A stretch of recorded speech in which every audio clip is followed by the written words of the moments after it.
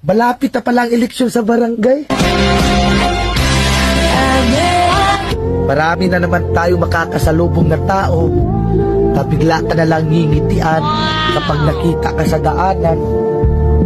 Yung suplado at hindi mo malapitan yung may problema ka.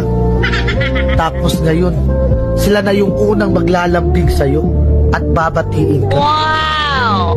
Plastic ang ugali. Oh no!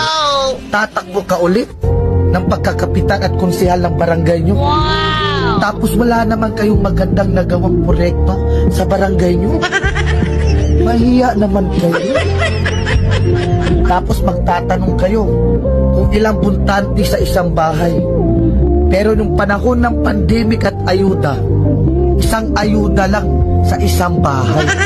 Tapos kung mamalasin ka pa, wala ka pang makukuha na ayuda kapag kalaban mo pa ang tagalista. Kaya vote wisely para hindi sayang ang boto natin. Tandaan nyo, sa ating boto, nakasalalay ang panalo ng isang kandidato. Wow! Kung may magtatangka sa'yo magbigay ng pera, sabihin mo, minimum 1,000. Aba, sa mahal na bilihin ngayon at bigas, hindi kasya yung 300.